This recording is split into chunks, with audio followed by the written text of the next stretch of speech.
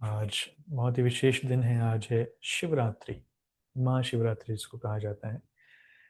शिवरात्रि वास्तविकता में भगवान शिव के अपीयरेंस यानी उनके जन्म का ऐसा कोई तिथि वर्णन नहीं आती कब है, लेकिन शिव जी की शादी की तिथि वर्णन जरूर आती है जो महाशिवरात्रि है। तो आज के दिन भगवान शिव की शादी हुई थी और लोग उसको सेलिब्रेट करते हैं, बहुत धूमधाम से सेलिब्रेट करते हैं। राइट। तो शास्त्रों में 5 आराध्य देव बताए गए हैं। 5 ऐसे देवता हैं जिनके विषय में बहुत ज़्यादा वर्णन आता है और कई बार लोग कंफ्यूज भी हो जाते हैं कि इनमें से श्रेष्ठ कौन है। इसको हम पंचोपासना भी कहा जाता है। पंचोपासना का कई बार लोग वर्णन करते हैं। ये पंचोपासना क्या है, इसको समझना आवश्यक है। और 5 देवता जिनकी उपासना के विषय में वर्णन दिया जाता है। 5 देवता कौन से हैं? सबसे पहले हैं भगवान विष्णु। ऑफ कोर्स विष्णु स्वयं भगवान है, लेकिन फिर भी पंचोपासना के सिस्टम में कई बार उनको इस प्रकार से भूला जाता है। दूसरे हैं शिव जी, तीसरे हैं दुर्गा माता, चौथे हैं सूर्यदेव और पांचवे हैं गणेश। इसलिए आप देखेंगे कि भारत में इन 5 को बहुत ज़्यादा प्राथमिकता दी जाती है। वैसे 33 करोड़ देवी देवता होते हैं, 33 कोटि, हम सभी जानते हैं, लेकिन ये 5 प्रमुख होते हैं। ब्रह्मा जी पहले जीवात्मा हैं और परम पिता हैं एक प्रकार से कहा जाए, लेकिन फिर भी उनकी ज़्यादा पूजा नहीं होती। ब्रह्मा जी की बहुत ज़्यादा पूजा नहीं होती। ब्रह्मा जी का एक ही मंदिर है पुष्कर में, और कोई मंदिर नहीं। लेकिन बाकी पांचों के बहुत मंदिर हैं। सूर्य के भी बहुत मंदिर हैं, गणेश, दुर्गा, शिव और विष्णु, इन पांचों के बहुत ज़्यादा मंदिर हैं। और हम वैष्णव पथ में हम जानते हैं सबकी पोजीशन क्या है, लेकिन फिर भी क्लियर करना ज़रूरी है। भारत में अत्यधिक तौर पर इन पांचों में से किसी को कन्फ्यूजन होता है। लोग समझते हैं नहीं ये श्रेष्ठ है, नहीं वो श्रेष्ठ है, नहीं ये श्रेष्ठ है। इसलिए आप देखेंगे कि कुछ शाक्त होते हैं। शाक्त मतलब जो शक्ति की पूजा करते हैं, माता दुर्गा या फिर उनके जितने रूपांतरण हैं, दुर्गा माँ के अलग अलग रूपों की पूजा करते हैं। कुछ लोग शैव होते हैं, शैव मतलब जो शिव जी की पूजा करते हैं। राइट।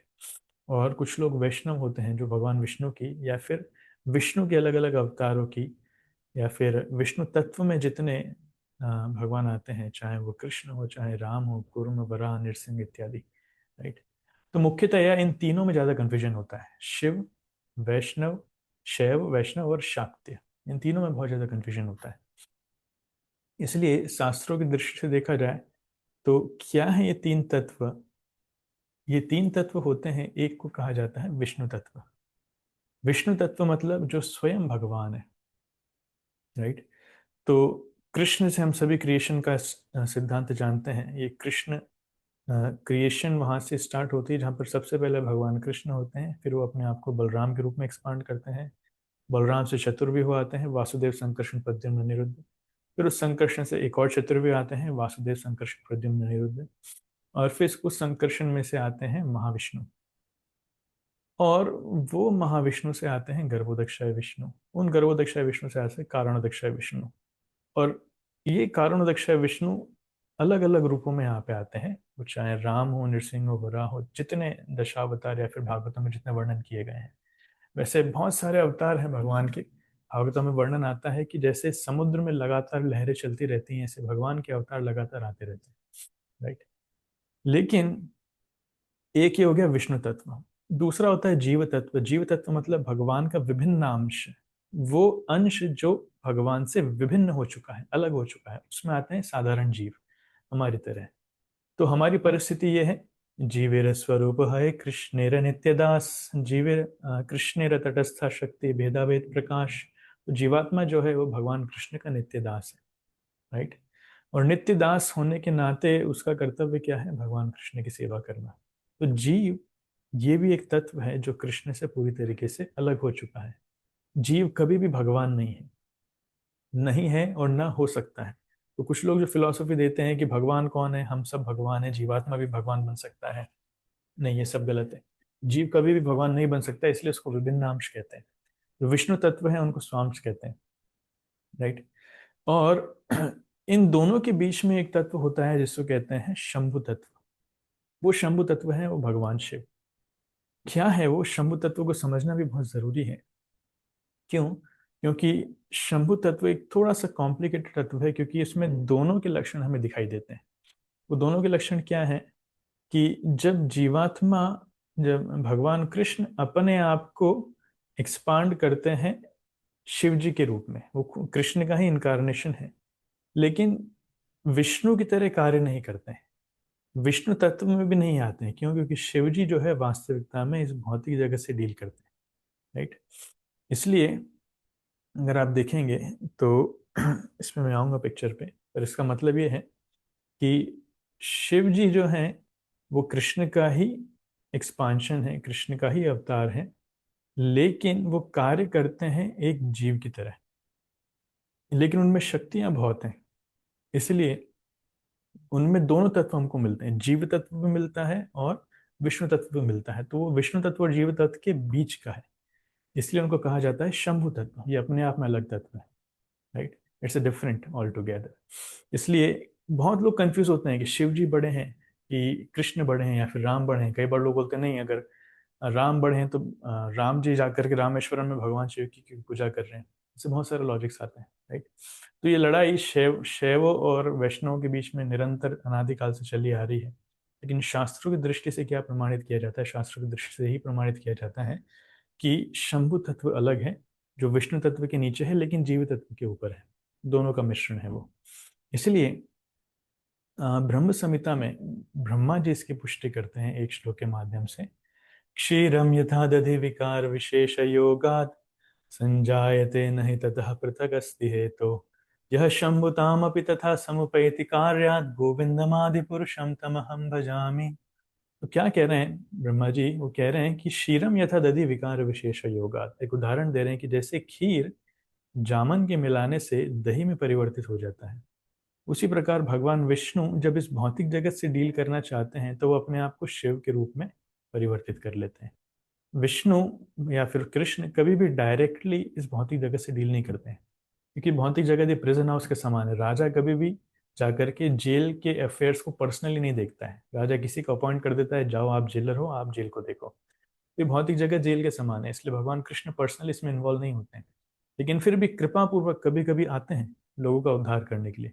जैसे राजा कभी कभी आता है जेल में, देखने के लिए आ सकता है सब ठीक चल रहा है कि नहीं, अगर कोई अच्छा व्यक्ति है तो उसको हम जेल से बाहर भी कर सकते हैं। उसी प्रकार से कृष्ण कभी कभी कृपा करने के लिए आते हैं, कभी कभी अपने भक्तों को भेजते हैं, शास्त्रों को लेकर के आते हैं, विग्रह के रूप में आते हैं ताकि लोगों के ऊपर कृपा की जाए, लेकिन पर्सनली ज्यादा इन्वॉल्व नहीं होते हैं। भगवान अपने धाम में है, वो अपने भक्तों के साथ अनंत लीलाएं कर रहे हैं, राइट, वहां पर आनंद ले रहे हैं। तो इसको डील करने के लिए भगवान कैसे संरचना करते हैं? वो क्रिएट करते हैं शिव जी को। इसलिए शिव जी जो हैं वो माता दुर्गा के हस्बैंड हैं, पति हैं।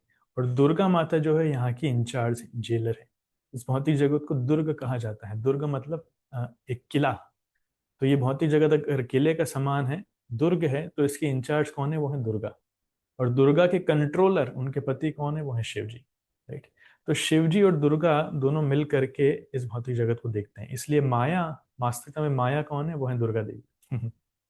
लेकिन भगवान कृष्ण कभी भी माया से डायरेक्टली डील नहीं करते हैं। भगवान कृष्ण किससे डील करते हैं?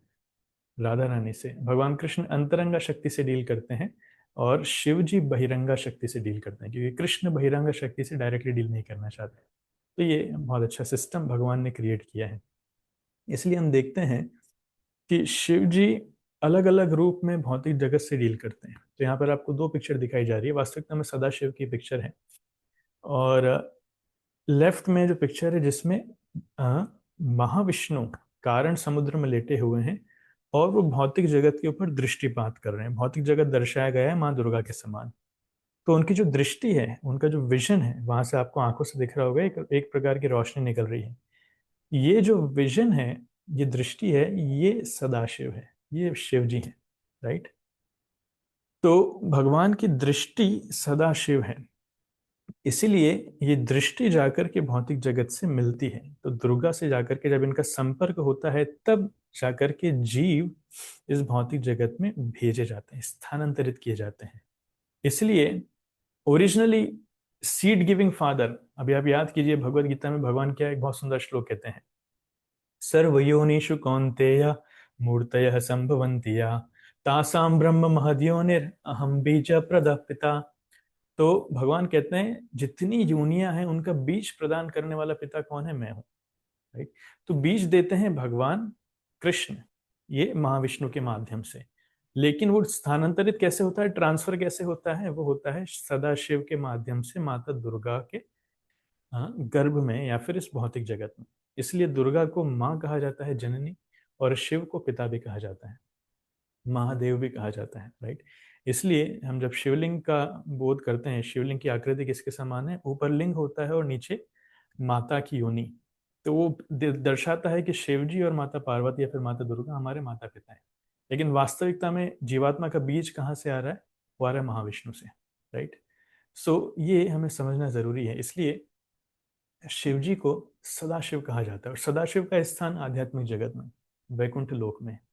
फिर वही सदाशिव यहाँ पर रुद्र के रूप में भी एक्सपांड करते हैं, 12 रुद्र होते हैं, और उसके अलावा अपने अलग अलग शिव के रूप में एक्सपांशन वो लेकर के आते हैं।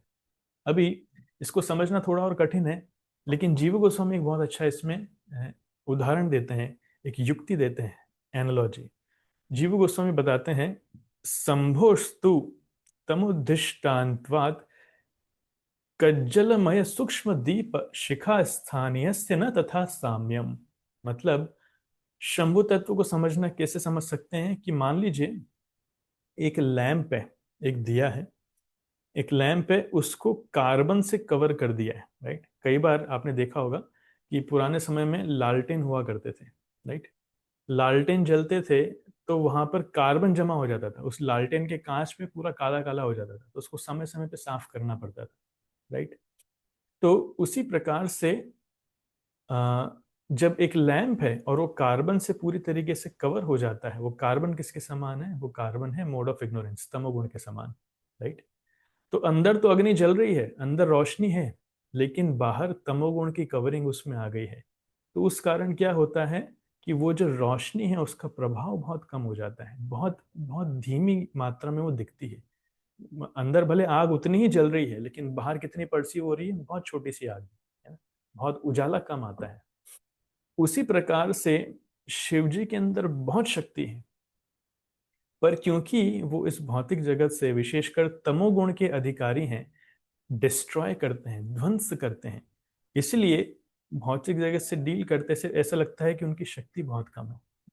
तो ये भगवान शिव की परिस्थिति है। जीव गोस्वामी इस प्रकार से उसको एक्सप्लेन करते हैं। राइट। लेकिन देखिए, लोगों के अंदर बहुत सारी गलत फहमियां होती हैं शिव को लेकर के, भगवान शिव को लेकर के, और शिव की आराधना को लेकर के, पूजा को लेकर के। लोगों ने बहुत सारे नए कॉन्सेप्ट्स भी निकाल दिए भगवान शिव की पूजा करने को लेकर के। लेकिन शास्त्रों की दृष्टि से हमें समझना चाहिए कि वास्तविकता में पूजा कैसी होती है। कोई बता सकता है कि क्या क्या भ्रांतियां हैं, आई मीन क्या क्या गलत तरीके हैं जिनसे लोग भगवान शिव की पूजा करते हैं? कोई आंसर करना चाहेगा? हाथ पूजा कर सकते हैं आप। क्या क्या नए नए तरीके लोगों ने निजात कर लिए हैं शिव जी की पूजा करने के लिए?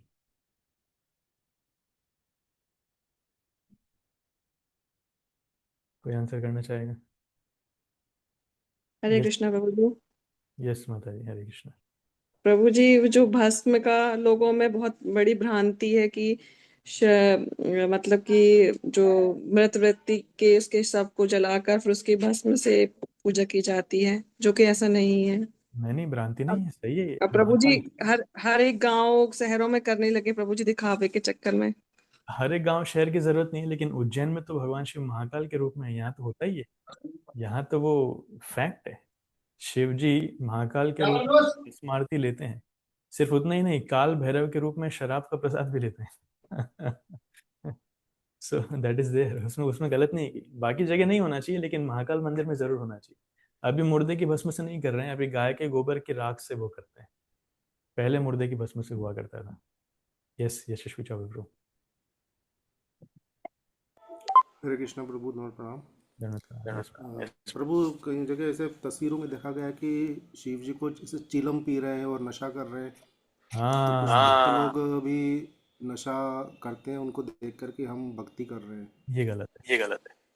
किसी का माइक शायद चालू है, मेरी आवाज। सो ये गलत है। शिव जी कभी भी इस प्रकार से नशा नहीं करते हैं, चिलम नहीं पीते हैं, भांग नहीं पीते हैं, और लोगों ने शिव जी के प्रसाद के रूप में भांग चढ़ाना भी चालू कर दिया है। काल भैरव के रूप में जरूर, जैसे माता दुर्गा काली के रूप में कई बार बलि स्वीकार करती हैं, ऐसे क्योंकि तमोगुण से डील कर रहे हैं, तो काल भैरव के रूप में शिव जी उज्जैन में आप आएंगे तो कई बार वो शराब लेते हैं, लेकिन जनरली भांग वगैरह का प्रसाद वगैरह ऐसा नहीं होता है। शिव जी ने हलाहल विष लिया था, लेकिन भांग का वर्णन नहीं आता है। या, थैंक यू। और कोई कुछ कहना चाहता है? ठीक है, इट्स ओके। सो बहुत सारे तरीके हैं। हम तो उज्जैन के वासी हैं, यहाँ पर अलग अलग प्रकार से भगवान शिव की पूजाएं होती हैं, और विशेषकर तांत्रिक क्रियाओं में भी कई बार शिव जी का सहारा लोग लेते हैं तंत्र विद्या के लिए। काल भैरव का सहारा लेते हैं, दुर्गा का या फिर काली का सहारा लेते हैं, चंडी का सहारा लेते हैं। सो गलत तरीके से लोग इन इन शक्तियों का यूज करते हैं। हम उसके विषय में भी चर्चा करेंगे, लेकिन ये समझना बहुत आवश्यक है, राइट? इसलिए महाकाल शब्द का अर्थ क्या है कि एक तो हमने बताया दृष्टि, लेकिन समय जो है, समय वास्तविकता में कृष्ण है, लेकिन समय भगवान खुद भगवद गीता में इसका विश्लेषण करते हैं, कालो अस्मि, मैं काल हूँ। लेकिन वही काल जब इस भौतिक जगत में कार्यरत होता है, तब शिव जी की मदद ली जाती। तो शिव जी भी काल के रूप में कार्य करते हैं, इसलिए उनका एक नाम है महाकाल। और उज्जैन से ही, अवंतीपुर से ही ये वैदिक कैलकुलेशन ऑफ टाइम, ये सेंटर प्लेस है जहाँ से सारी गणनाएं होती हैं, सारी राशियां निकलती है, एस्ट्रोलॉजी चार्ट्स बनते हैं। और और यहाँ पर आकर के लोग इस प्रकार की विद्याएं भी करते हैं, तंत्र विद्याएं वगैरह। तो उज्जैन बड़ी फेमस जगह है इस कारण से, राइट? तो हमें समझना चाहिए। Coming back to Lord Shiva, हम देखते हैं इन सब कुछ होने के बावजूद भी शिव जी का सबसे महान गुण है वो ये है कि शिव जी जो हैं भगवान कृष्ण के या फिर भगवान राम के महान भक्त हैं, राइट? श्रीमद् भागवतम में वर्णन आता है, निम्न गानम यथा गंगा, देवानाम अच्युतो यथा, वैष्णवानाम यथा शंभु, पुराणाम इदम तथा। मतलब निम्न गानम यथा गंगा, जैसे नदियों में सर्वश्रेष्ठ कौन है? गंगा।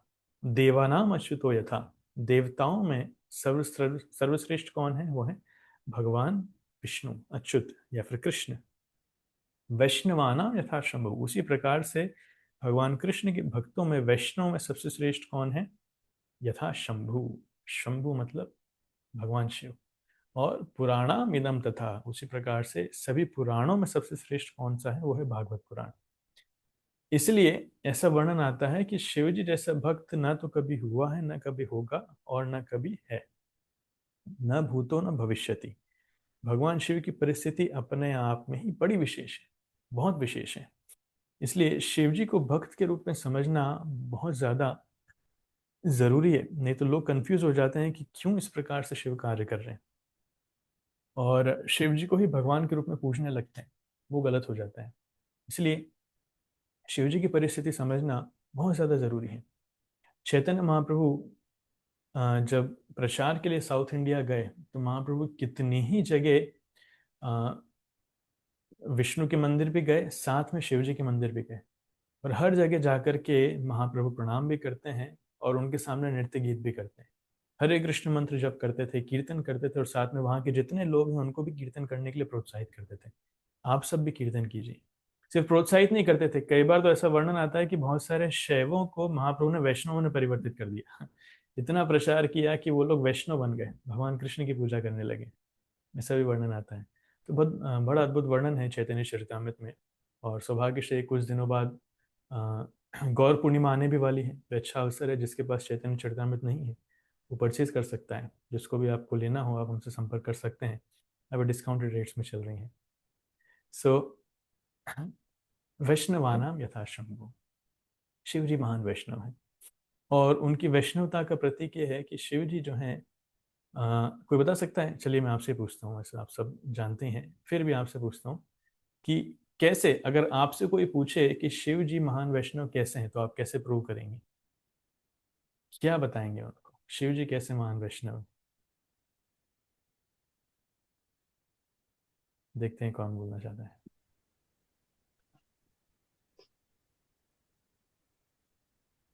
ब्रह्म संहिता में बताया गया ब्रो, क्या बताया गया है?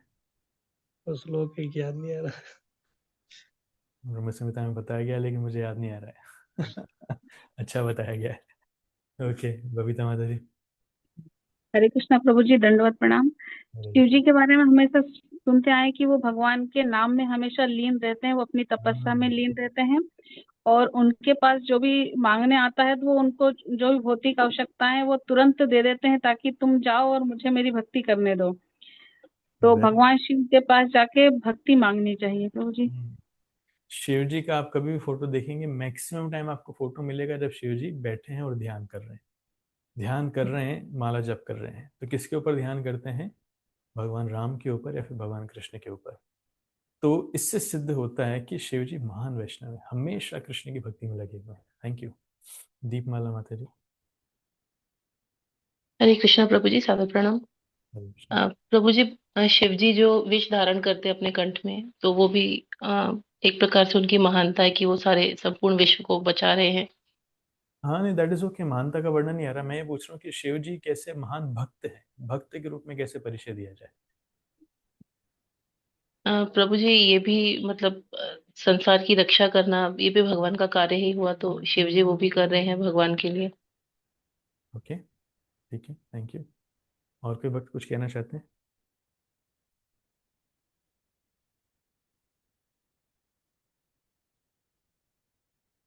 ठीक है।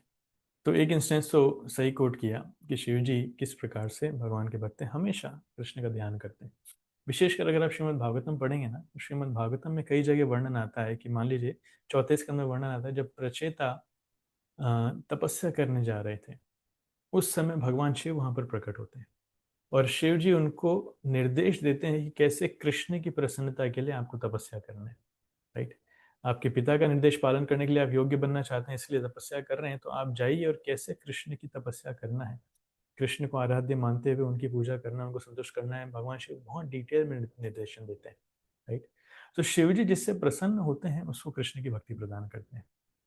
सनातन गोस्वामी के साथ भी ऐसी स्टोरी आती है कि एक व्यक्ति आता है और वो शिव जी का भक्त होता है और शिव जी से कुछ मांगता है, वो बहुत गरीब होता है, शिव जी से मांगता है वर, तो शिव जी कहते हैं कि एक काम करो, वो वृंदावन में एक बाबा जी हैं यमुना के तट पे, उनके पास जाओ, वो तुम्हें प्रदान करेंगे। तो ठीक है, जाते हैं उनके पास।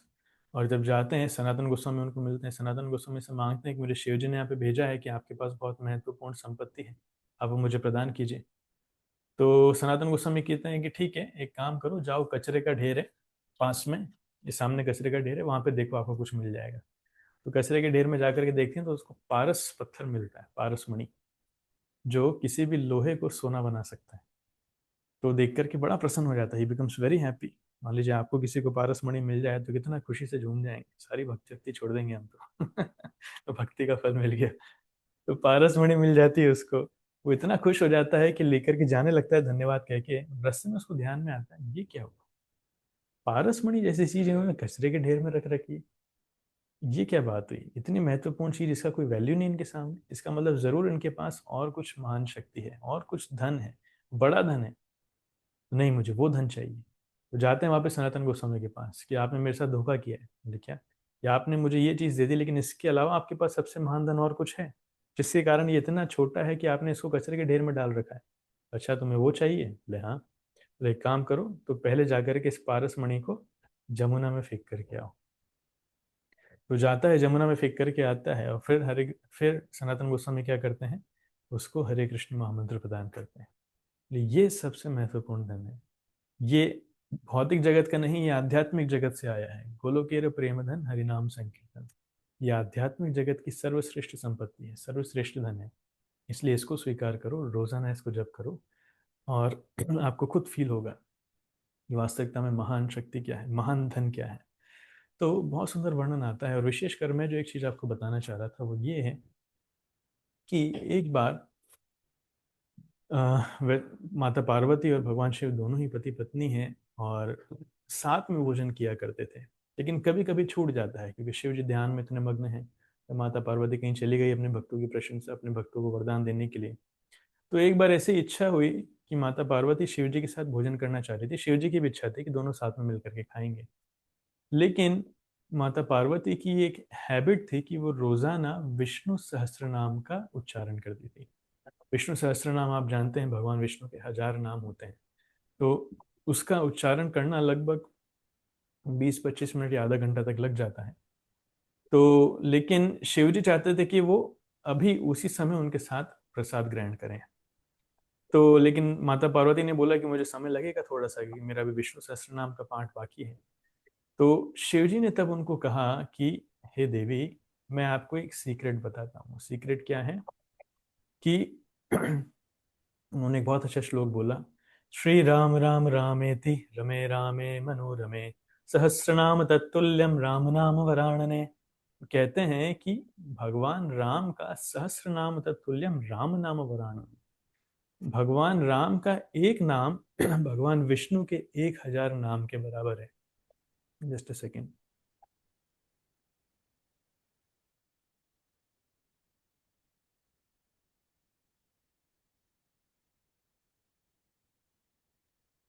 या तो भगवान राम का एक नाम भगवान विष्णु के 1000 नाम के बराबर है। इसलिए आपको पूरा विष्णु सहस्त्र नाम करने की जरूरत नहीं, सिर्फ एक बार राम नाम बोल दो, आपको उस बराबर फल मिलेगा। बढ़िया शॉर्टकट है। माता पार्वती खुश हो गई, बस एक बार राम नाम बोला और प्रसाद देने लग गए। It's mathematics of the name. So और आगे वर्णन आता है, चैतन्य चरितमृत में इसका वर्णन आता है कि ऐसे ही 3 राम नाम एक कृष्ण नाम के बराबर है। सो एक कृष्ण नाम इक्वल्स टू 3 राम नाम, और एक राम नाम इक्वल्स टू 3 विष्णु नाम, 1000 विष्णु नाम। तो उसी प्रकार से एक कृष्ण नाम इक्वल्स टू 3000 विष्णु नाम, ऐसा करके वर्णन। सो तो भगवान शिव वहां पर महिमा बताते हैं, और वहीं पर कन्वर्सेशन जब आता है, माता पार्वती पूछती हैं, क्वेश्चंस पे क्वेश्चन चलते हैं कि कौन सबसे बड़ा, किसकी पूजा सर्वश्रेष्ठ है। तो शिव जी खुद कहते हैं, आराधना नाम सर्वेशम विष्णुराराधना परम तस्मात् परतरम देवी तदीया नाम समर्षणम। ये देवी, सभी आराधनाओं में से सर्वश्रेष्ठ आराधना किसकी है? भगवान विष्णु की है। भगवान विष्णु की आराधना सर्वश्रेष्ठ है, और उनसे भी श्रेष्ठ है उनके भक्तों की आराधना। सो कृष्ण की भक्ति वास्तविकता में उनके भक्तों की भक्ति के माध्यम से की जाती है। सो भगवान शिव वहां पर वो बताते हैं। इसलिए जब चित्रकेतु महाराज शिव जी के प्रति अपराध करते हैं, तो शिव जी तो जानते हैं उनका मनोभाव, ये कोई अपराध नहीं कर रहा है, वो थोड़ा सा मजाक कर रहा है। लेकिन माता पार्वती सहन नहीं कर पाती। जब माता पार्वती सहन नहीं कर पाती, वो श्राप दे देती है। उसके बाद चित्रकेतु महाराज उतरते ही माता पार्वती के चरणों में गिर जाते हैं, माफी मांगते हैं, लेकिन श्राप ग्रहण भी कर लेते हैं। या आपने मुझे श्राप दिया, मैं इसको आशीर्वाद के रूप में ग्रहण कर रहा हूँ। तब शिव जी बताते हैं कि देखो वैष्णव का महत्व कितना है। नारायण परा सर्वे न कुतश्चन बिभ्यति स्वर्गापवर्ग नरकेशु अपि तुल्यार्थदर्शिनाः। कि भगवान के भक्त जो हैं, उनको किसी से कोई लेना देना नहीं, वो किसी चीज से नहीं डरते हैं, यहाँ तक कि स्वर्ग और नर्क दोनों को ही समान देखते हैं। ये भगवान के भक्तों का महत्व है। इसलिए हम वही वही गुण जो हैं, वो हम भगवान शिव में बहुत देखते हैं। शिव जी में इतने अपार गुण हैं, इतने अपार गुण हैं, जिनकी महिमा कई सत्रों में मिला करके नहीं की जा सकती। हम एक श्लोक से यहाँ चर्चा करेंगे। श्रीमद् भागवतम में भी ये श्लोक आता है, और चैतन्य महाप्रभु ने भी इस श्लोक को कोट किया है। जब भगवान के भक्तों के लक्षणों को बताया जाता है, ऐसे 26 लक्षणों का वर्णन आता है। कृपालु अकृत दोरोह सत्य सार सम निर्दोष वदान्य श्रुति अकिंचन, ऐसे करके 26 गुणों का वर्णन होता है। और उस 26 गुणों के वर्णन के बाद अगले श्लोक में बता रहे हैं महाप्रभु, तितिक्षवः कारुणिकाः सुहृदा सर्वदेहिनां अजात शत्रवः शान्तः साधव साधु भूषणाम। सो बता रहे हैं कि साधु के आभूषण क्या है। एक साधु के आभूषण क्या है? अगर किसी भी व्यक्ति को आपको पहचानना हो, तो आप उसकी ड्रेसिंग से, उसके आभूषणों से पहचान सकते हैं, राइट। कि बहुत धनी व्यक्ति होगा, वो कैसे आभूषण पहनता है? सोने की चेन पहनेगा, कंगन पहनेगा, अंगूठियां पहनेगा, लॉकेट पहनेगा, और सिर पे बहुत महंगा महंगा कुछ। सो व्यक्ति के आभूषण से पता चलता है कि व्यक्ति कितना धनवान है। ऐसे ही भक्तों के आभूषण क्या है? कोई बता सकता है भक्तों के आभूषण क्या है? कैसे पहचानेंगे? क्या एक कंठी भक्तों का आभूषण है? क्या धोती कुर्ता भक्तों का आभूषण है? क्या तिलक भक्तों का आभूषण है? नहीं, ये सब धोखा दे सकते हैं। वास्तविक आभूषण है वैष्णव के गुण। इसमें से प्राइमरीली आता है तितिक्षवः। तितिक्षवः मतलब सहन करना। तो शिव जी का एक महान गुण है, शिव जी इतने शक्तिशाली हैं लेकिन उसके बाद भी सहन करना जानते हैं। बहुत सहन करते हैं, बहुत सहन करते हैं। क्यों? ये एक वैष्णव की भक्ति की पराकाष्ठा है, या फिर ये परीक्षा है कि वो कितना सहन कर पाता है। यही वैष्णवता का एक महान गुण है, इसलिए सबसे पहले कहा गया है तितिक्षवः। और चैतन्य महाप्रभु अपने शिक्षाष्टकम में भी कहते हैं, तृणादपि सुनीचैन तरोरिव सहिष्णुना। सहिष्णुना, पेड़ के समान सहन करना, ये वैष्णव के लिए महान गुण बताया गया है। तो आप देखिए, शिव जी के आभूषणों में आपको ज्यादा कुछ नहीं दिखेगा। आपको सामने फोटो दिख रहा है, शिव जी कौन से आभूषण पहन रहे हैं यहाँ पे बताइए? क्या हाथ में अंगूठी है उनके? क्या हाथ में कंगन है, कड़ा है, या फिर कोई लॉकेट पहन रखा है, कोई सोने की माला पहन रखी? कुछ नहीं। उनके आभूषण में है सांप। सांप गले में डाल रखे हैं, सांप हाथ में डाल रखे हैं, राख शरीर पे लगा रखी है। लेकिन महान आभूषण क्या है? सहनशील, तितिक्षवः, राइट। और ये लीला आप सबको पता है। लेकिन जब दक्ष अपराध करते हैं शिव जी के प्रति, शिव जी चुपचाप सहन करते हैं। बहुत बहुत बहुत कुछ बोल रहे थे दक्ष, इतना अपमान कर रहे थे भरी सभा में, जिसमें सारे देवी देवता, सारे ऋषि, सारे साधु शिव जी से बहुत नीचे हैं। शिव जी सबसे महान है। आप सोचिए, जूनियर्स के सामने अगर बॉस किसी की इंसल्ट करे तो कैसा लगेगा? और दक्ष तो बॉस भी नहीं है, बॉस वास्तविकता में शिव जी हैं। शिव जी खुद बॉस है, शिव जी सबसे श्रेष्ठ हैं। और कौन इंसल्ट कर रहा है? दक्ष प्रजापति, जो देवताओं की श्रेणियों में भी नहीं आते, वो उनसे भी नीचे प्रजापतियों की श्रेणियों में आते हैं। प्रजापति होकर के महादेव की इंसल्ट कर रहे हैं जस्ट इसलिए क्योंकि वो उनका दामाद है, और इतनी भयंकर बेइज्जती कर रहे हैं। लेकिन शिव जी क्या कर रहे हैं? सब सिर झुका करके, आंख बंद करके चुपचाप सहन कर रहे हैं। जैसे आपको फोटो में यहाँ पर दिखेगा, शिव जी सिर झुका करके, आंख बंद करके बैठे हैं, चुपचाप एक शब्द नहीं बोल रहे हैं। तितिक्षवः, राइट। ये शिव जी का महान गुण है। ऐसे कितने ही बार शिव जी, उनको लेना देना ही नहीं है।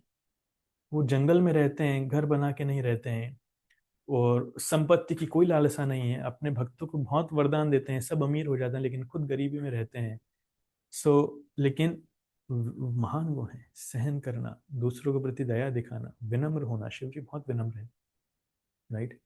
ये हमें समझना चाहिए कि इसलिए हम देखते हैं कि शिव जी क्यों इतने महान कहे जाते हैं। वैष्णवानाम यथा शंभु। और शिव जी जो है परंपरा के आचार्य भी हैं, रुद्र संप्रदाय के आचार्य हैं। शिव जी सहन कर रहे हैं। लेकिन वही जब अपराध माता पार्वती के प्रति होता है, दूसरे वैष्णव के प्रति होता है, तब शिव जी सहन नहीं करते। खुद के प्रति किए गए अपराध को शिव जी आसानी से सहन कर जाते हैं। आसान बोलना चाहिए कि नहीं पता नहीं, लेकिन हाँ, शिव जी सहन कर जाते हैं। लेकिन माता पार्वती के प्रति जब अपराध होता है, सती के प्रति, और सती आत्महत्या कर लेती है, तब शिव जी सहन नहीं कर पाते हैं, और उस परिस्थिति में जाकर के वीरभद्र के रूप में दक्ष का गला काट देते हैं। तो सिद्धांत हमें यही मिलता है कि देखिए, चैतन्य महाप्रभु ने भी हमें अपने आचरण से सिखाया है कि जब जगाई मधाई ने नित्यानंद प्रभु के प्रति आक्रमण किया तो नित्यानंद प्रभु ने सहन किया, लेकिन चैतन्य महाप्रभु ने सहन नहीं किया। रामचंद्रपुरी ने चैतन्य महाप्रभु को क्रिटिसाइज किया, महाप्रभु ने सहन किया। अमोघ ने महाप्रभु की निंदा करी, महाप्रभु ने सहन किया। लेकिन जगाई मधाई ने नित्यानंद प्रभु के प्रति आक्रमण किया, तब चैतन्य महाप्रभु ने सहन नहीं किया, इमीडिएटली आकर के चक्र को बुला लिया गला काटने के लिए। तो ये परीक्षा है हमारे भक्ति की कि हमारे ऊपर अगर कुछ होता है तो हमें सहन करना आना चाहिए, लेकिन दूसरे वैष्णवों के प्रति अगर कुछ होता है तब सहन नहीं करना चाहिए। तब हमें उन वैष्णव की मदद करना चाहिए, जो कोई अत्याचार कर रहा है तब उनको उचित दंड में मिलना चाहिए। तो शिव जी ये सिद्धांत हमें बता रहे हैं, राइट। तो ये शिव जी से सीखना चाहिए, कितना किस हद तक जाकर के सहन कर रहे हैं, राइट। दूसरा है तितिक्षवः कारुणिकाः। कारुणिकाः मतलब I will go to that part later. लेकिन तीसरा है सुहृद सर्वदेहिनाम। शिव जी इतने महान हैं और इतने विनम्र हैं, इतने सिंपल हैं। शिव जी का एक अच्छा गुण है कि बहुत सरल है, इसलिए उनको भोला भी कहा जाता है, राइट। शिव भोला भंडारी, भोलेपन के भंडार हैं वो। Is the store house of simplicity. इतने सरल हैं कि किसी को भी वरदान दे देते हैं। क्यों? क्योंकि सुहृद सर्वदेही नाम, ये वैष्णव का गुण है, सभी जीवों के सुहृद है। और सुहृद मतलब वेल विशर, वो सबसे ज्यादा भला चाहने वाले हैं।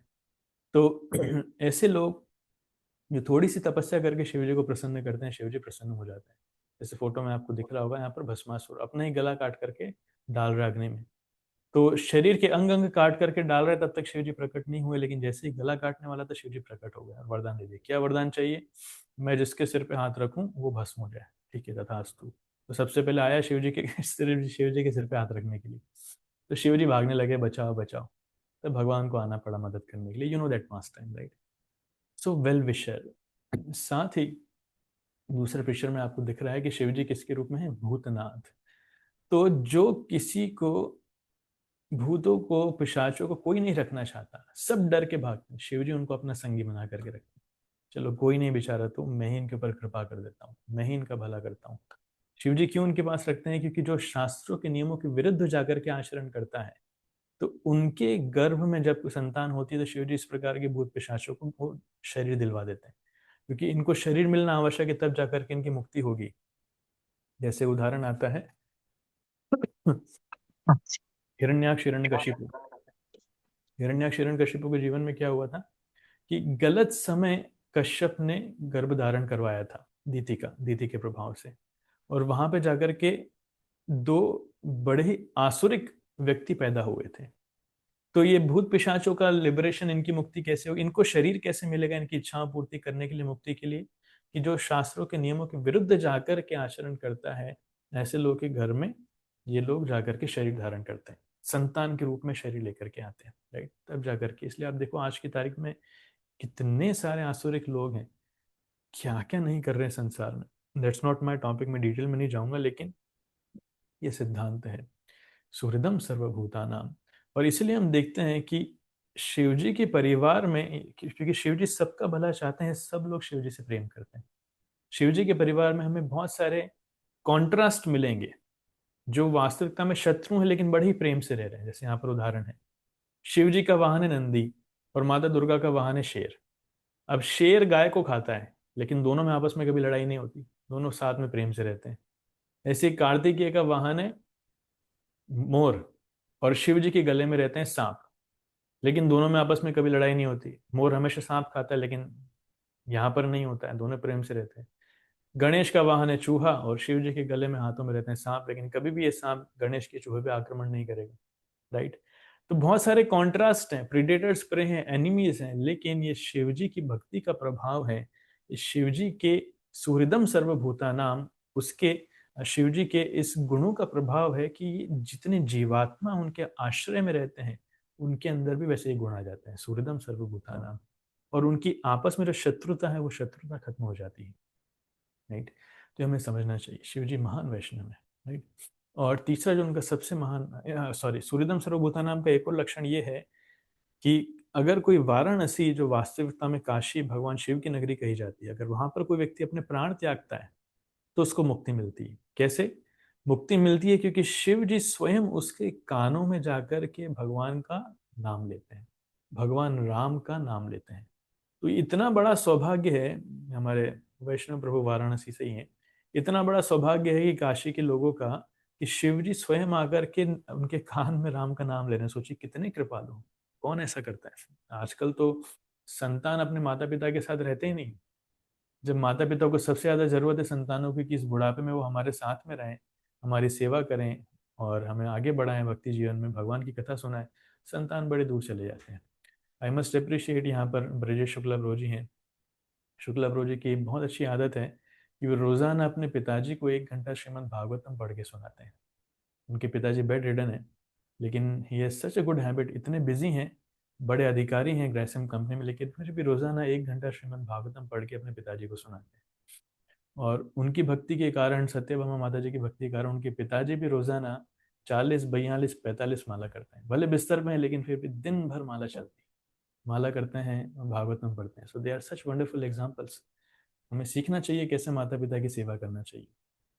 तो उसी प्रकार से शिव जी वो सबसे इतना प्रेम करते हैं कि उनके कान में जाकर के भगवान राम का नाम लेते हैं। सो वंडरफुल, कितने कृपालु हैं, नहीं? इसलिए अगला गुण आता है तितिक्षवः कारुणिकाः। कारुणिकाः मतलब ही इज मोस्ट मर्सीफुल। उसका उदाहरण है समुद्र मंथन लीला में जहर का पान करना। क्या जरूरत थी शिव जी को जहर का पान करने की? क्या जरूरत थी? क्यों? क्योंकि ही इज मोस्ट मर्सीफुल। माता पार्वती को बोलते भी हैं, पार्वती मना करती, नहीं आप ना पीजिए, हो सकता है आपके प्राण चले जाएंगे। बोलते नहीं, दुनिया का कल्याण करने के लिए अगर मुझे रिस्क उठाना है तो मैं तत्पर हूँ, मैं उसके लिए तैयार हूँ। शिव जी मना नहीं करते हैं। मैं उसका श्लोक नहीं बता रहा, भागवत में बहुत सुंदर वर्णन आता है कि दुनिया का भला करने के लिए, दुनिया के ऊपर कृपा करने के लिए, तो बिना बोले आगे जाकर के शिव जी उस जहर का पान करते हैं। Right, this is the mercy. और उस जहर की बूंदों से नीचे, जब नीचे बूंदे गिरती तो क्या प्रकट होते हैं? सांप बिच्छू वगैरह। और उन सांप बिच्छुओं को शिव जी धारण भी कर लेते हैं, आश्रय दे देते हैं। What an amazing personality. आप कभी सोच के रखिए, सोच के देखिए। हम कभी कभी कंप्लेन करते हैं कि प्रभु जी क्या है, भक्ति में इंस्पिरेशन नहीं मिल रहा है, कैसे लोगों के साथ में हूँ। तो जी शिव जी कैसे लोगों के साथ हैं? प्रहलाद महाराज का सोचिए, प्रहलाद महाराज जिस राज्य में थे, उनके पिताजी असुरों में सर्वश्रेष्ठ हैं। हाँ, असुर वर्य, और पूरे राज्य में सारे असुरी हैं। तो राक्षसों के साथ रहे, लेकिन प्रहलाद महाराज भक्तों में सर्वश्रेष्ठ हैं। सिर्फ इतना, उनके नाम में आता है प्रहलाद, पर प्रकृष्ट रूपे न आह्लाद। उनकी भक्ति से वो दूसरों को आह्लाद, आनंद प्रदान कर रहे हैं, भगवान को आनंद प्रदान कर रहे हैं। That is Prahlad. So point is, कोई भी परिस्थिति भक्ति करने से रोक नहीं सकती। जीव किसी भी परिस्थिति में हो, हर परिस्थिति में भक्ति कर सकता है। कोई सिचुएशन, कोई कंडीशंस, कोई एटमॉस्फेयर कभी भी भक्ति में कोई एक्सक्यूज का काम नहीं कर सकते। हर एक व्यक्ति हर परिस्थिति में भक्ति कर सकता है। Right, so Shiv ji proves that. इसलिए शिव जी उनका एक नाम पड़ जाता है नीलकंठ। क्यों? क्योंकि जहर अंदर भी नहीं ले सकते। अंदर क्यों? क्योंकि अंदर भगवान राम वास करते हैं। अगर जहर अंदर ले लिया तो भगवान राम को कष्ट होगा। बाहर भी नहीं निकाल सकते। क्यों? क्योंकि बाहर बाकी सारे भक्त लोग रहते हैं, तो ना भक्तों को कष्ट देना चाह रहे हैं, ना भगवान को कष्ट देना चाह रहे हैं। इसलिए जहर कहाँ रख लिया? कंठ में रख लिया, और उनका नाम पड़ गया नीलकंठ। सो जो नीलकंठ है, वास्तविकता में this is the throat of compassion. ये जो कंठ है भगवान का, ये करुणा का कंठ है। Right, such an amazing pass time. कहाँ हमको ऐसा सुनने को मिलता है? पार्वती डर रही है, लेकिन शिव जी हलाहल पान करने से नहीं डर रहे। Can imagine? इसका मतलब है कि भक्तों को दया दिखाने के लिए कितना कष्ट सहन करना पड़ता है। जानबूझ करके जीवेर दर्द दुखी लोगों का दुख देख करके भक्त क्या कहना चाहिए, दर्द में आ जाते हैं, इतने दुख में आ जाते हैं कि वो सारी सीमाओं को पार करके, कष्ट सहन करके दूसरों की मदद करना चाहते हैं। That is Lord Shiva. Right, इसलिए बहुत सुंदर एक ऐसा डिस्क्रिप्शन आता है। विश्राम और विष दोनों शब्द में क्या अंतर है? विष मतलब पॉइजन, और विष पॉइजन है, और विष में राम ऐड कर दें, राम मतलब भगवान का नाम, तब क्या होता है? विश्राम। मतलब भले ही हम इस भौतिक जगत में कितनी ही समस्याओं में क्यों ना हो, कले हृदोष निधे राजन अस्ति ही एक महान गुणा कीर्तनादि एवं कृष्णस्य मुक्त संग परम व्रजेत। तो कलयुग भले दोषों का समुद्र है, विष के समान है, लेकिन जब हम भगवान के नाम का आश्रय लेते हैं, विष में राम जोड़ दें, तब क्या बन जाता है? विश्राम। विश्राम मतलब अब शांति है, अब आनंद है। तो इस भौतिक जगत में रहने का नियम क्या है? किस तरीके से रहा जा सकता है?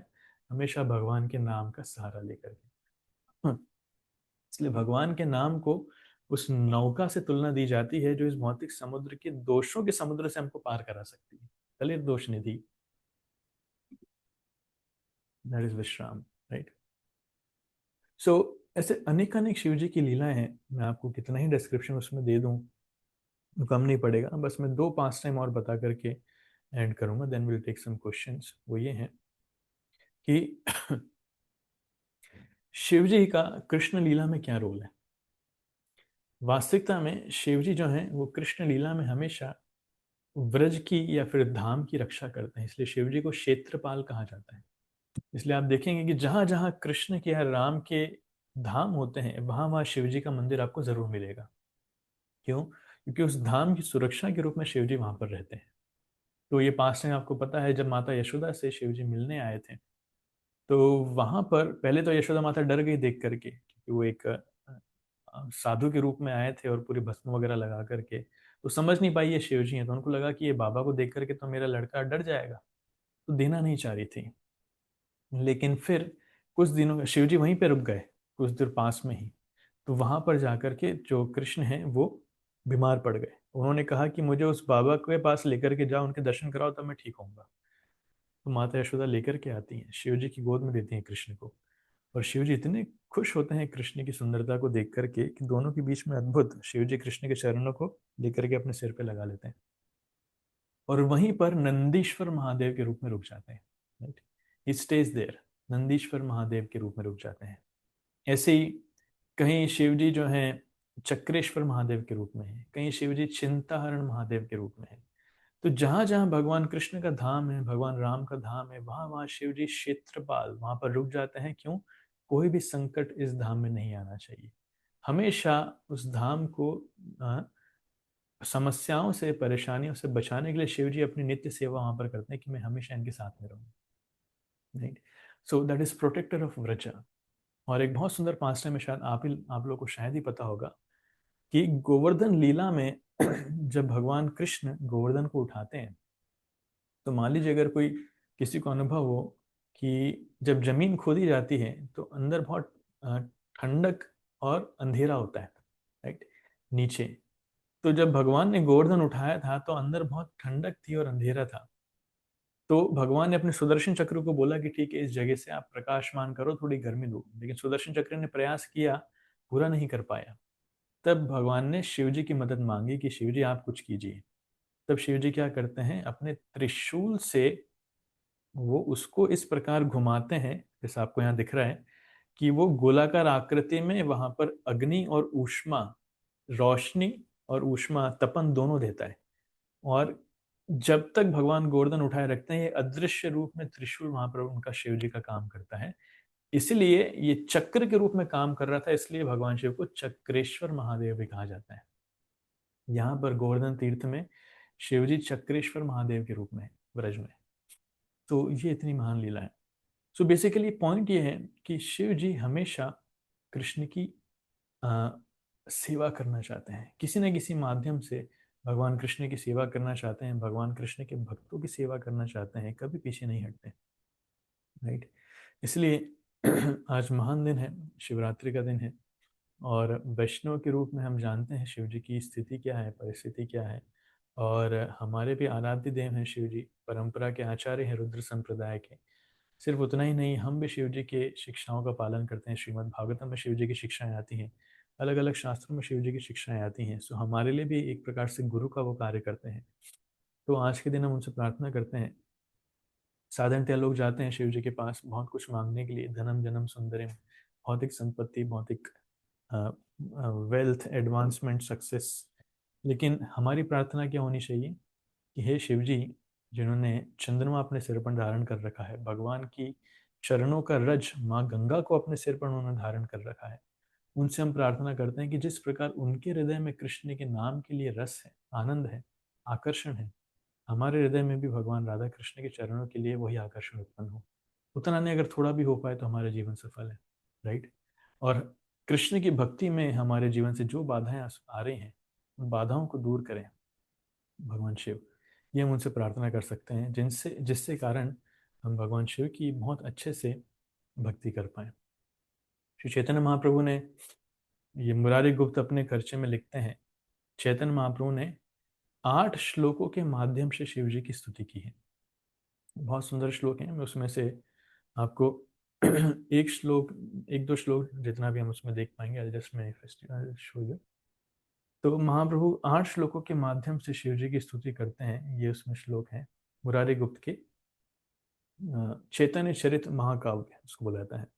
नमो नमस्ते त्रिदशेश्वराय भूताय नाथाय मृदाय नित्यम गंगा तरंगोत्थित बालचंद्र चूड़ाय गौरी नयनोत्सवाय।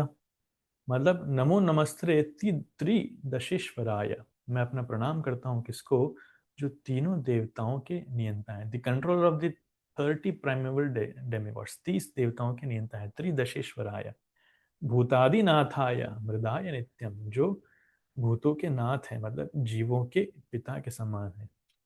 मृदाय नित्यम, जो नित्य है, और मृदाय बहुत कोमल है।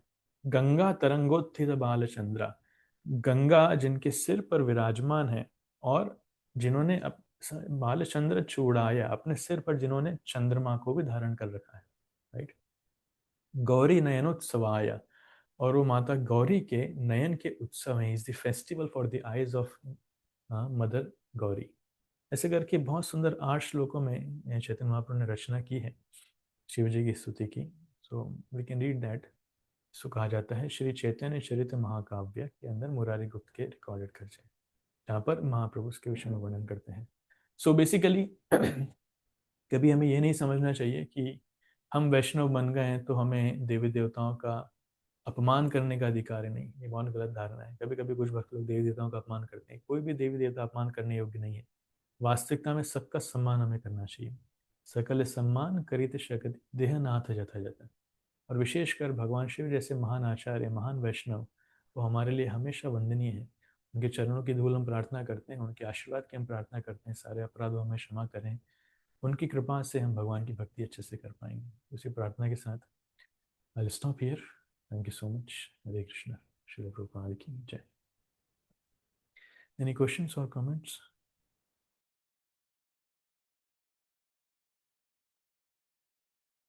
हरे कृष्णा प्रभु जी, दंडवत प्रणाम।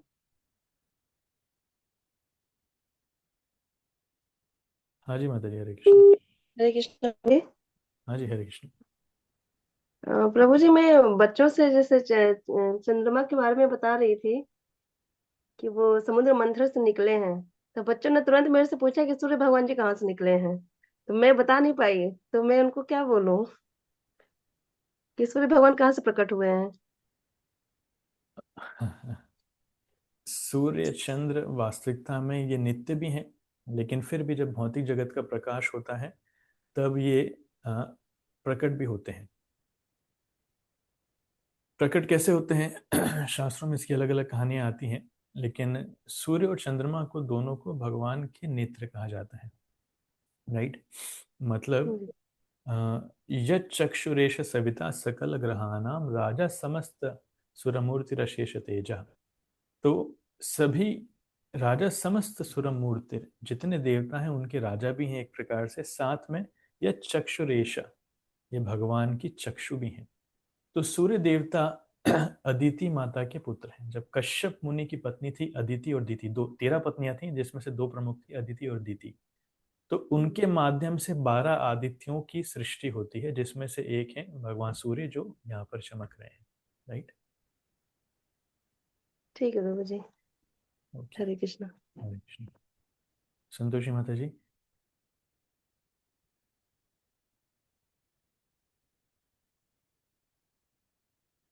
माता जी आप कुछ कहना चाह रहे हैं? संतोषी माता जी,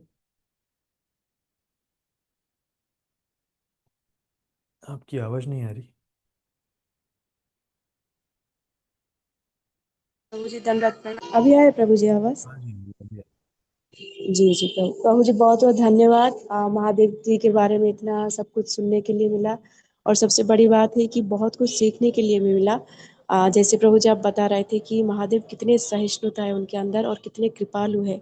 जैसे वो मतलब नीलकंठ का जो पास टाइम बताए, और जो बिच्छू सर्प को भी शरण दे देते हैं।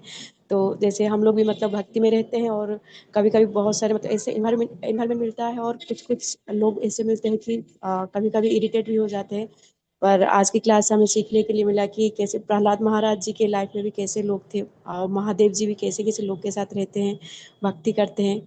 तो हम मतलब हम लोग को भी ऐसे सीखना चाहिए कि मतलब कोई भी अगर पॉजिटिव सॉरी मतलब नेगेटिव लोग अगर भी मिल भी जाए, तो उनको भी हमें कृष्ण भावनावित करना ही चाहिए। थैंक यू प्रभु जी। हरे कृष्णा। धन्यवाद। Thank you so much, thank you so much. और कोई प्रश्न? हरे कृष्ण प्रभु। यस संजय प्रभु। हाँ प्रभु, ज्यादातर जो मटेरियल लोग हैं, मैक्सिमम लोग शिव जी की आराधना करते हैं, शिव जी की पूजा करते हैं। या और कुछ लोगों को अगर समझाना भी चाहें तो वो एक ही तर्क हमेशा देते हैं कि एक बार ब्रह्मा जी और विष्णु जी के बीच में ऐसा कुछ हुआ था कि कौन बड़ा है कौन छोटा है। तो उसके लिए उन्होंने वो एक शिवलिंग, ब्रह्मा जी शिवलिंग के ऊपर गए थे और विष्णु जी शिवलिंग के नीचे गए थे, कि जहाँ शिवलिंग का आपको एंड मिल जाए, जिसको पहले मिल जाए वो बता दे तो वो बड़ा हो जाएगा। ऐसा कुछ स्टोरी मिलती है शिव महापुराण में।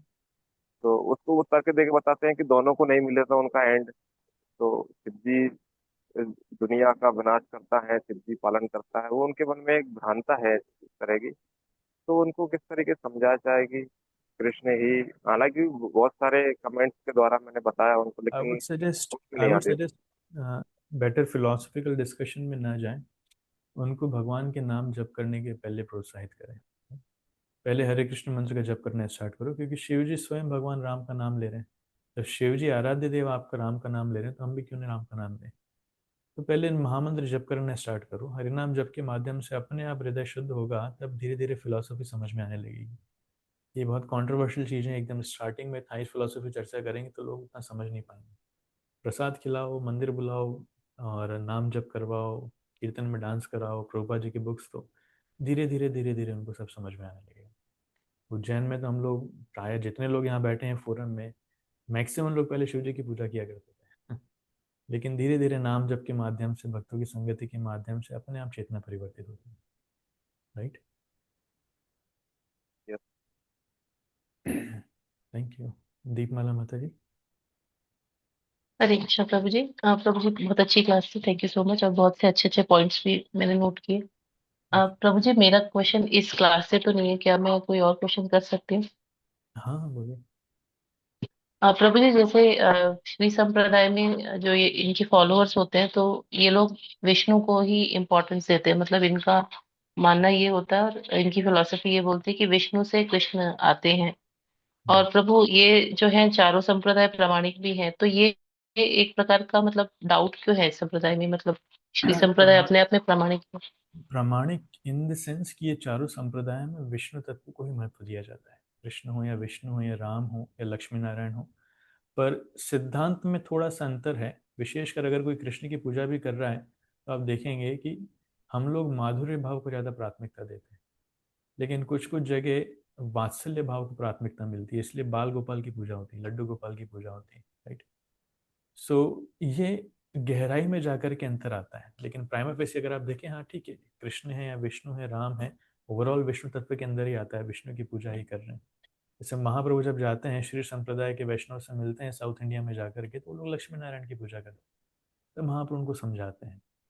तो सौभाग्य से अगर कोई भक्त के कांटेक्ट में आ जाएगा, तब राधा कृष्ण को समझने लगेगा। और अगर कोई लक्ष्मी नारायण की भी पूजा कर रहा है, तो इसमें कोई दिक्कत नहीं है, it's fine, totally fine. Vrindavan में जाकर के वैकुंठ में जाएगा तो कोई लॉस थोड़ी हो जाएगा, वैकुंठ भी बहुत महान भगवान का नित्य धाम है। राइट। तो इसलिए ये फिलोसफी में थोड़े थोड़े से अंतर, मूड में थोड़े थोड़े से अंतर हमको मिलेंगे, बट ओवरऑल सब विष्णु तत्व की पूजा ही कर रहे हैं। तो एक बैनर में सब आते हैं, इसलिए सबको वैष्णव कहा जाता है।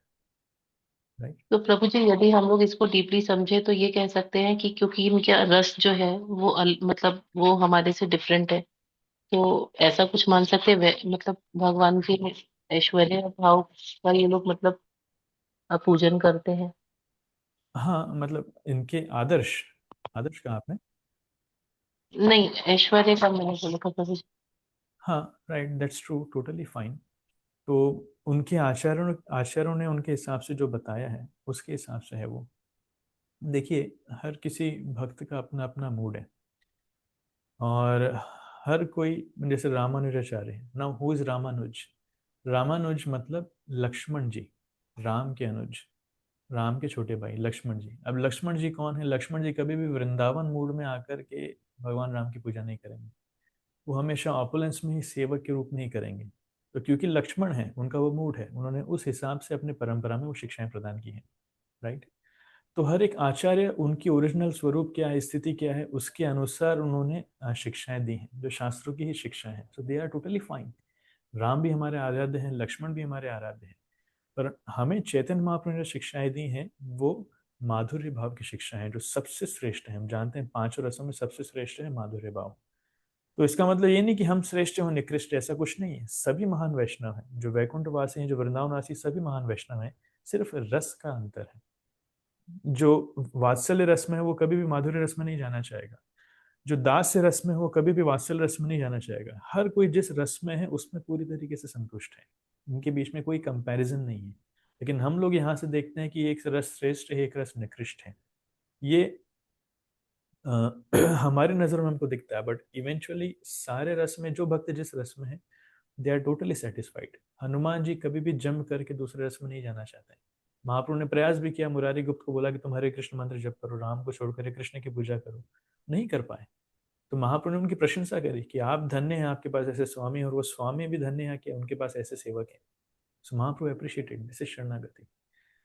सो there should be no comparison, सभी महान है, सभी हमारे लिए पूजनीय है, राइट? जी, थैंक यू सो मच प्रभु जी। Hare Krishna. Thank you so much. So बहुत बहुत धन्यवाद। I stop here. और आज केवल शिव जी की मैरिज एनिवर्सरी नहीं है, हमारे फोरम में अनामिका माता जी, आशीष खरे प्रभु जी भी हैं, उनकी भी मैरिज एनिवर्सरी है। So wish them also very happy Krishna conscious marriage anniversary. Hare Krishna. Thank you so much, Prabhuji. Blessings. Thank you. Hare Krishna. Dandavat Pranam. शिला प्रभुपाद की जय। संवेद गौरव।